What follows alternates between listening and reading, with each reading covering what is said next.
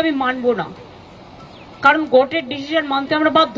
বলছি মাননীয়া, যদি আমরা কোর্টের ডিসিশন মানতে বাধ্য, তাহলে plan A, plan B, plan C, plan D, plan E, এতগুলো প্ল্যান কোথা থেকে বেরিয়েছিল? যদি তুমি কোর্টের ডিসিশন মানতে বাধ্য, তাহলে নেতাজি ইন্ডোরে শিক্ষকদের নিয়ে কি যাত্রাপালা হচ্ছিল না, ওটা নাট্যমঞ্চ, ওখানটায় নাটক চলছিল। তো হাই বাঙালি, হ্যালো বাঙালি, নমস্কার বাঙালি, কেমন আছো তোমরা সবাই? আশা করি অনেক অনেক ভালো আছো। তো আজকে আর একটা নতুন ভিডিও নিয়ে তোমাদের সামনে আমি হাজির। আজকে আমরা কথা বলবো পশ্চিমবঙ্গের মুখ্যমন্ত্রী তথা পশ্চিমবঙ্গের পুরো শিক্ষা সমাজের মাথা ব্যথার একটা কারণ, আমাদের মুখ্যমন্ত্রী মমতা বন্দ্যোপাধ্যায়ের কিছু ভালো এবং পরিকল্পিত ভাষণ, সেটা নিয়ে আজকে বিশ্লেষণ হবে। তো আর বেশি না বকে ভাট, আজকের ভিডিওটা শুরু করা যাক। আমি মানবো না, কারণ কোর্টের ডিসিশন মানতে আমরা বাধ্য। কিন্তু সেক্ষেত্রে এখনো পর্যন্ত কারো মাইনে বন্ধ হয়নি। দেখো, মাইনে যে বন্ধ হয়নি, কিন্তু মাইনে যে 25শে ডিসেম্বর পর্যন্ত আছে, যেটা বড়দিন, ততদিন পর্যন্ত যে তারা মাইনে পাবে, তারপর থেকে তারা মাইনে পাবে কি পাবে না, তাদের মধ্যে একটা অনিশ্চয়তা তৈরি হয়েছে। ওরা যে শিক্ষার জন্য যে লড়াইটা করে আজকে এই চাকরিটা পেয়েছিল, সেই চাকরিটা তাদেরকে চুরির বদনাম নিয়ে ওরা গ্রামে ঢুকতে পারবে তো? ওরা যে চাকরি চুরি করেছে, গ্রামের মানুষ ওদেরকে ছাড়বে তো? বা ওরা অন্যান্য সমাজে ওদের যে পারিবারিক বন্ধু বান্ধব যত যা আছে, ওদের কাছে ওরা মুখ দেখাতে পারবে তো? এমনকি গ্রুপ সি গ্রুপ ডি যারা টাকা পাবে না, তাদের জন্য একটা স্কিম করে টাকা দেওয়া হচ্ছে। সবসময় শোনা যায় কেন্দ্র সরকার টাকা দিচ্ছে না, এই প্রকল্পের জন্য টাকা আসছে না, ওই প্রকল্পের জন্য কেন্দ্র সরকার বঞ্চিত করছে, 100 দিনের কাজের টাকা দিচ্ছে না। কিন্তু এর মধ্যে গ্রুপ সি আর গ্রুপ ডির জন্য ভাতা দেওয়ার জন্য সে স্কিম রেডি হয়ে গেছে। এইসব স্কিমের জন্য টাকা যে কোথা থেকে আসছে, আর কেই বা যে টাকা দিচ্ছে, তার উপরে আবার আমাদের রাজ্য সরকারের মরার উপর খাড়ার ঘাও হয়ে এসছে যে ডিএ। সরকারি কর্মচারীদের ডিএ দিতেই রাজ্য সরকারের হাফ প্যান্ট খুলে পড়ে যাবে মাটিতে। তার উপরে আমি জানি না, আমার একটা জিনিস খুব খারাপ লাগে, যারা উস্কাচ্ছে তারাই কিন্তু মামলাটা করেছে ওদের বিরুদ্ধে। আর শিক্ষকদেরও একটা জিনিস খুব খারাপ লাগলো, যেই মুখ্যমন্ত্রী নেতাজি ইন্ডোরে তাদেরকে ডেকে এত কথা বোঝালো, এত কিছু করলো, তারপরে সেই মুখ্যমন্ত্রী এখন এই জায়গায় দাঁড়িয়ে বলছে যে আমরা কোর্টের নির্দেশ মানতে বাধ্য। তো শিক্ষকেরা ওরা আজ থেকে 7 বছর আগে পরীক্ষা দিয়েছে, সে পরীক্ষা দিয়ে চাকরিটুকু পেয়েছিল। চাকরি জীবনের সময় সে যা পড়েছিল সেটা কি আর এখন মনে আছে? মুখ্যমন্ত্রী কতদিন অনশন করেছিল সেটা যখন মুখ্যমন্ত্রীর মনে নেই, তখন শিক্ষকদের কি করে ওই প্রশ্নগুলো মনে থাকবে?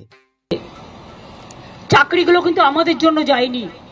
চাকরিগুলো নাকি মুখ্যমন্ত্রী বলছে নাকি তাদের জন্য যায়নি, তাহলে চাকরিগুলো গেছে কাদের জন্য? মানে মুখ্যমন্ত্রী এখানটায় এখনও পর্যন্ত পার্থ চ্যাটার্জি এবং অর্পিতা চ্যাটার্জি এদেরকে সাপোর্ট করে যাচ্ছে, এদেরকে এমনভাবে সাপোর্ট করছে যেন এরা কোনো দোষই করেনি। চাকরিগুলো নাকি ওনাদের জন্য যায়নি, তো কাদের জন্য গেছে? কারা সরকারি ছিল, কারা ওএমআর সিট দিতে পারেনি, কারা এরকম শিক্ষকদেরকে রাস্তায় বসিয়ে রেখেছে, কারা শিক্ষকদের বুকে লাথি মারছে, কারা শিক্ষকদেরকে পেটাচ্ছে, কারা তাদের পা ভেঙে দিচ্ছে? তাহলে কারা করছে এগুলো? মুখ্যমন্ত্রী এতটা মূর্খ তার পরিচয় দেবেন সেটা আমরা বুঝতে পারিনি। বা এই সরকার নিজেদের দুর্নীতিগুলোকে এতটা আড়াল করার চেষ্টা করছে যে প্রকাশ্যে মাইক নিয়ে বলছে এই চাকরিগুলো নাকি তাদের জন্য যায়নি। তার মানে কি চুরিটাও ওনারা করেননি? তিনি তো এখন গা থেকে টোটাল ছেড়ে ফেলছেন। শিক্ষকেরা তার মানে যে আন্দোলন করছে তাদের আন্দোলনটা সহসম্মত না। চাকরিগুলো যাদের যাবার পথে দাঁড়িয়েছে সেটার জন্য দায়ী যারা, আমি তাদের বলবো এটা না করলেই পারতেন।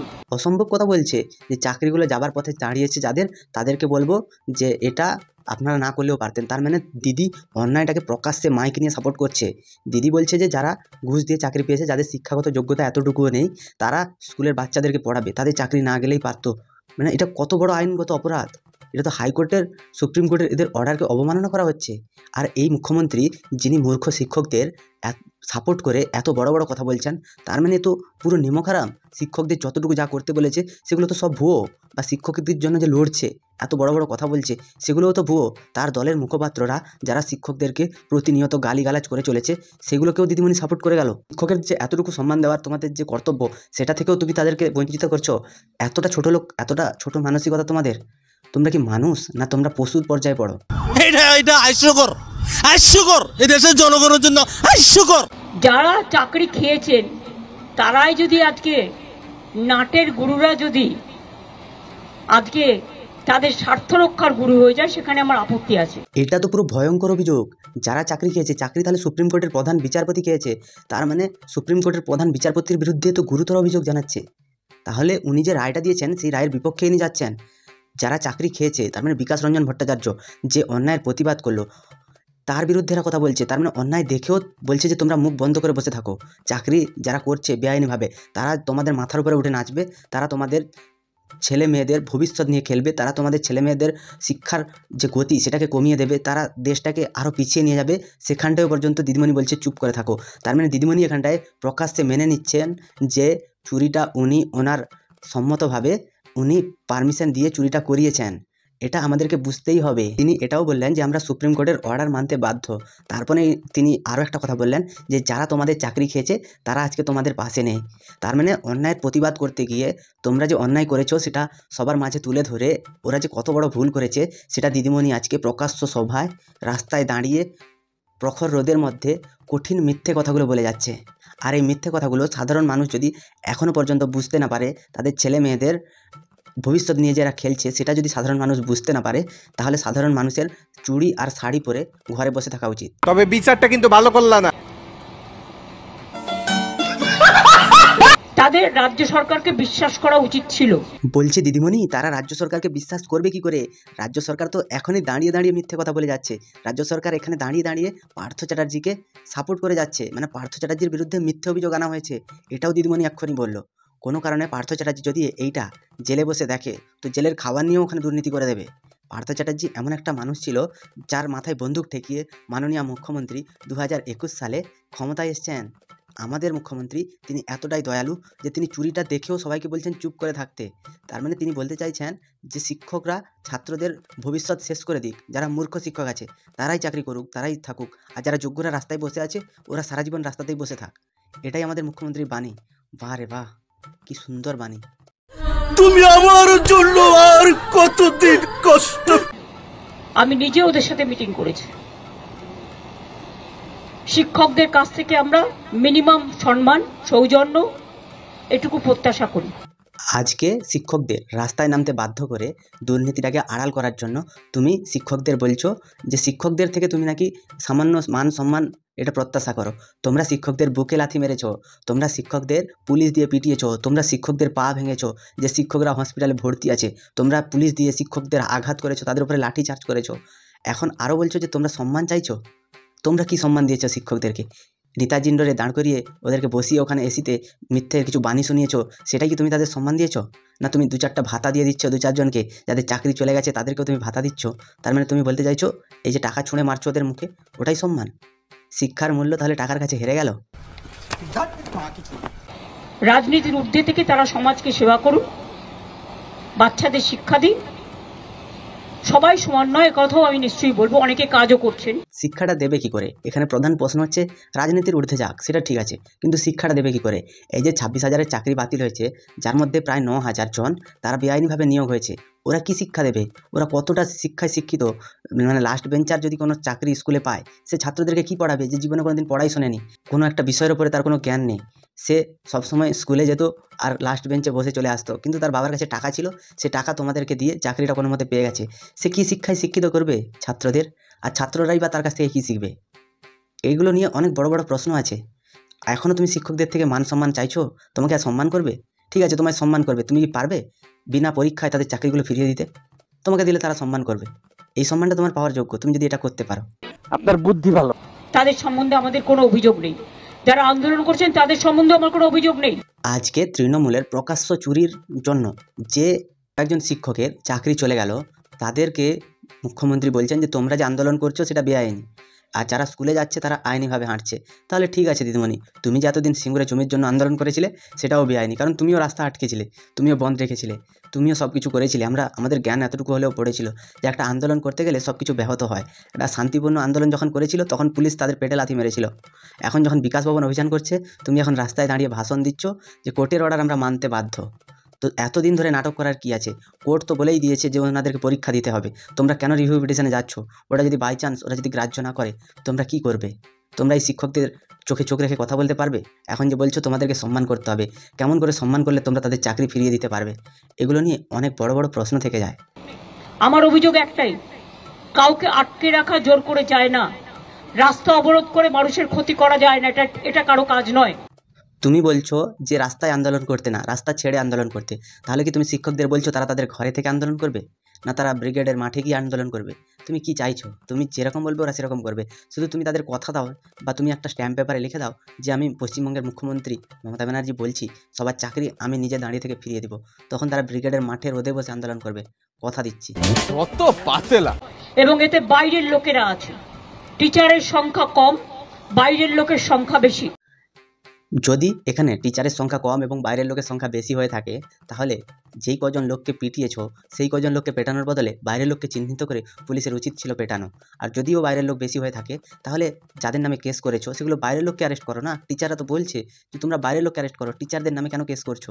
টিচারদেরকে কেন তলব করছো? যারা একটু ওপরে আছে, ওপরের সারিতে, মানে যারা নেতৃত্ব দিচ্ছে এই আন্দোলনের, তাদের নামই কেস করতে হলো। যারা বাইরের লোক তাদেরকে চিহ্নিত করে তুমি অ্যারেস্ট করো, তাদেরকে মারো, ধরো। কতজন বাইরের লোক আছে আমরাও জানি, পশ্চিমবঙ্গের সাধারণ মানুষও জানুক যে সবই ভণ্ডামি চলছে। এই তো দেখছেন মেয়েরা বলছে প্রেগনেন্ট মাদার বাড়ি যেতে দিচ্ছে না। অফিসে কাজ করছে তাকে 14 ঘন্টা, 18 ঘন্টা, 20 ঘন্টা আটকে রেখে দেওয়া হয়েছে। একটি মেয়ে পরীক্ষা দিতে গেছে, পরীক্ষার্থী, সে বারবার বলেছে আমি বাড়ি যাব, আমার বাড়ির লোক চিন্তা করবে। তাকে নামতে দেওয়া হয়নি, বেরোতে দেওয়া হয়নি, এবং সে ভয়ে লাফ দিয়েছে। তার পায়ে চোট আছে, সে হসপিটালে ভর্তি হয়েছে। মনে রাখতে হবে না, আগে আমরা মানবিক মানুষ। আমাদেরকে মনে রাখতে হবে যে আমরা আগে মানবিক মানুষ। শিক্ষকেরা হচ্ছে দৈত্য দানব। সব কিছু ঠিক আছে দিদি, কিন্তু এত বড় যে চুরিটা হয়েছে সেটা নিয়ে কিন্তু তোমার মুখ থেকে একটা কথাও বেরোয়নি, বা তুমি মেনেও নাওনি। হ্যাঁ, তোমার দলের লোকেরা চুরি করেছে, পার্থ চ্যাটার্জি চুরি করেছে। তুমি এই কথাটা কোনো দিনও কোনো একটা টেলিভিশনে কোনো ইন্টারভিউতে কোনো দিন বলোনি যে পার্থ চ্যাটার্জি একটা চোর ছিল, একটা চোর ছিল, একটা জুয়ার চোর ছিল, সেই চুরি করে তোমাদের সব ক্ষতি করে দিয়ে গেছে। এটা তুমি বলোনি। তুমি একমাত্র বলেছো কি বিকাশ রঞ্জন ভট্টাচার্য তোমাদের ক্ষতি করেছে, মোহাম্মদ শামীম সে তোমাদের ক্ষতি করেছে, কিন্তু ক্ষতিটা যে করেছো তুমি, সেটা তুমি কিন্তু কাউকে কোনো দিন বলতে তোমাদের দেখলাম না। আর কুণাল ঘোষ নামক একটা জন্তু, উনি বারবার খালি বলে যাচ্ছে যে টিচারদের দোষ, টিচারদের দোষ, টিচারদের দোষ। আরে দোষটা হচ্ছে তোদের মুখপাত্রদেরকে মুখে ঝামা ঘষে দিতে হবে। কোর্ট যখন অর্ডার একবার দিয়ে দিয়েছে, রিভিউ পিটিশনে গেলেও সেম অর্ডারই আসবে, কারণ তোদের কাছে ওএমআর শিট নেই। এত নাটক না করে যে যার বাড়ি যা হচ্ছে বসে দেখ, কারণ তোদের করণীয় কিছুই নেই। মানবিকতাকে শ্রদ্ধা করলে তাকে ভালোবাসা যায়, তাকে সম্মান করা যায়। আর মানবিকতাকে সম্মান করলে যে চোরেরা চুরি করে চাকরি পেয়েছে তাদের চাকরিও বাঁচানো যায়। মানবিকতাকে সম্মান করলে সাধারণ জনগণের টাকা ছেড়ে সেই টাকা নিয়ে ভাতা হিসাবে অন্যান্য মানুষদেরকেও দেওয়া যায়। সাধারণ মানুষ কষ্ট করে মাঠে খেতে ঘাটে কাজ করে আসবে, সেখান থেকে তুমি তাদের ট্যাক্সের টাকা নিয়ে এদেরকে 25,000 টাকা, তাদেরকে 20,000 টাকা, প্রত্যেকটা মানুষ ঘুষ দিয়ে চাকরি পেয়ে তাদের চাকরি চলে গেছে, তুমি তাদের 20-25,000 টাকা করে স্কিম বানিয়ে তাদের টাকা দিচ্ছ। লজ্জা করে না? এতটুকু যদি লজ্জা, ঘৃণা, ভয় থাকতো তাহলে তুমি এরকম কাজ করতে না, কারণ তুমি নিজেকে ভগবান মনে করছো। যাদের চাকরি গেছে আর যার জন্য গেছে তুমি বলো যে তাকে গিয়ে ধর, আমাকে কেন বলছিস? তুমি এটা বললেও ঠিক ছিল। যখন তুমি সেই মানুষগুলোকে আড়াল করার চেষ্টা করছো, তখনই সাধারণ জনগণ গর্জে উঠছে, জেগে উঠছে। তোমার বিরুদ্ধে আমি চাইছি সুপ্রিম কোর্টে মামলা হোক, কারণ তুমি দিলে দমবে, না হলে তোমার দমনের আর কোনো রাস্তা নেই। একদিকে শিক্ষকরা, দুই দিকে হচ্ছে তোমার মুসলিমরা, 3 নম্বর দিকে হচ্ছে যারা চাকরি প্রার্থী তারা, তারপরে হচ্ছে বিজেপি, সিপিএম, কংগ্রেস। এত দিক থেকে তোমাকে ঘিরে ধরছে, তুমি এমন সতী মানুষ যে ওখান থেকে বেরোতেই পারছো না। আমি আন্দোলনের বিপক্ষে নই, কিন্তু আন্দোলন করারও একটা লক্ষ্মণ রেখা আছে। আন্দোলন করার কিন্তু লক্ষণ রেখা আছে, কিন্তু চুরির কোনো লক্ষণ রেখা নেই। সেটা তুমি আনলিমিটেড করতে পারো, কয়লা, বালি, গরু, পাথর সব চুরি তুমি করতে পারো। এই চুরির কোনো লক্ষণ রেখা নেই, তাই 26,000-এর 9,000 চুরি করে চাকরি পেয়ে গেছে। তো এই চুরিগুলো, এর কোনো লক্ষণ রেখা দিদিমণি টানেননি, শুধু আন্দোলনের লক্ষ্য রেখা টেনেছেন। মানে যারা দোষ করেছে তাদের কোনো লক্ষণ রেখা নেই, যারা নির্দোষ নিষ্পাপ তাদের জন্যই লক্ষণ রেখা। ভগবান শিব তিনি বলে গেছেন যে মমতা ব্যানার্জি হচ্ছেন একদম সতী এবং সৎ, তিনি কখনো মিথ্যা কথা বলতে পারেন না, তিনি যা বলছেন তাই ঠিক। মাদারের বাচ্চা, আমার যেমন অধিকার নেই কাউকে বাধা দেবার, অন্যেরও অধিকার নেই আমাকে বাধা দেওয়ার। একদম চুরি নিয়ে তোমার অধিকার নেই পার্থ চ্যাটার্জিকে বাধা দেওয়ার, তাই তুমি বাধা দাওনি। সেরকম শিক্ষকরাও যা করছে তুমি বাধা দিও না। তারা বিকাশ ভবন অভিযান করেছে, তারা আন্দোলন করছে, তারা একটু উত্তেজিত হয়ে পড়ছে, কারণ তাদের সংসার আছে, তাদের ফ্যামিলি, অনেক মেম্বার আছে যাদের শরীর অসুস্থ, যাদের ছেলে মেয়ে অসুস্থ, তো তারা এই চাকরিটা থেকে পয়সা পেলে খরচা করে। তো এখানটায় তুমি বলছো যে এখনও মানবিকতা বোধ রাখতে, তো এই মানবিকতা যখন চুরি হয়েছিল তখন তোমার মানবিকতাটা কোথায় ছিল? যখন এই টাকা নিয়ে ভোটে খরচা করেছো, যখন এই টাকা নিয়ে লিপস অ্যান্ড বাউন্সে খরচা করেছো, লিপস অ্যান্ড বাউন্সের মাধ্যমে তুমি টাকাগুলোকে হোয়াইট করে অন্য কারোর অ্যাকাউন্টে নিয়ে গেছো, তখন তোমার মানবিকতা বোধটা কোথায় ছিল? তুমি জানতে না লিপস অ্যান্ড বাউন্স বলে কলকাতায় একটা কোম্পানি আছে, কিন্তু ওই কোম্পানির কাজ কী সেটা আজ পর্যন্ত কেউ জানেনি। সুজয় কৃষ্ণ ভদ্র যদি বাড়িটা কেউ দেখে, ওই রকম নেতা মন্ত্রীর থেকেও আরও বড় বাড়ি সে বানিয়ে ফেলেছে। তার স্যালারি কত ছিল আমাদের আন্দাজের বাইরে। আমি তো বলবো আপনারা এখানে না করে আইনে লড়াই করুন। আচ্ছা, তাদেরকে ভাতে মারার পরেও তোমার শান্তি হয়নি, তারা যখন সৎভাবে আন্দোলন করছে সেটাও তোমার পছন্দ হচ্ছে না, তুমি বলছো যে তোমরা গিয়ে আইনি লড়াই করো। বাহ দিদি বাহ, মানে তারা এমনিতে তাদের সব কিছু সর্বশান্ত হয়ে গেছে, তার বাদেও যা ঘটি বাটি জমি আছে সেগুলো বিক্রি করে তো বেতন ফেরত দিতে হবে, তার বাদেও নিজের বাপ মায়ের আর নিজের কিডনি বেচে আইনি লড়াইতে যাবে। তো আইনি লড়াই করে কী ছিঁড়ে নেবে সেটাও তুমি বলে দাও একটু। তুমি তো সব জানতে না। একটা মহামান্য সুপ্রিম কোর্ট সে যখন রায় দিয়েছে, তখন সেই রায়ের বিরুদ্ধে আইনি লড়াইতে গিয়ে কি হবে? কোনো লাভ হবে কি? তুমি এখনও এদেরকে ধোঁয়াশার মধ্যে রেখে দিচ্ছ, এই জন্যই তোমাকে এরা পছন্দ করছে না। নাটক কম করো প্রিয়। আমরা পুরো সাহায্য করব, আমরা নিজেরাও তো করছি, আমাদের সাধ্যমতো আমরা করছি, আমরা তো ওদের বিপক্ষে নই। কিন্তু কোনো রাজনৈতিক দল যদি মনে করেন রাজনৈতিক দল জল ঘোলা করবেন, দেখো এখনো পর্যন্ত নির্লজ্জের মতো সেই সেম কথাই বলে যাচ্ছে যে একটা রাজনৈতিক দল সে কোর্টে কেস করেছে, এটা করেছে সেটা করেছে। দেখো দুর্নীতি যখন তুমি করেছো তখন ওটাকে স্বীকার করে নিতে একটু শেখো। দুর্নীতিটা যতক্ষণ না স্বীকার করবে ততক্ষণ কেউ তোমার পাশে থাকবে না। আর তুমি যে লড়াই করার কথা বলছো না, চুরি করলো তোমার মন্ত্রী, টাকা নিল তোমার ভাইপো, আর তোমার ভাইপোর অফিসে চাকরি করা সে যে একটা হনুমান বাঁদর আছে সে টাকা নিল, প্লাস হচ্ছে ভোটে খরচা হলো, ডিআর লটারির মাধ্যমে কালো টাকা সাদা হলো। এত কিছু করার পরেও এখনও পর্যন্ত তুমি পার্থ চ্যাটার্জি এবং অর্পিতার কোনো দোষ দেখতে পাচ্ছ না, লিপস অ্যান্ড বাউন্সের কোনো দোষ দেখতে পাচ্ছ না। এত এত এত অন্যায় হয়েছে, সেগুলোর কোনো কথা না বলে তুমি সিপিএমকে কন্টিনিউ দোষ দিয়ে যাচ্ছ, যেন সিপিএমই এই টাকাগুলো নিয়েছে।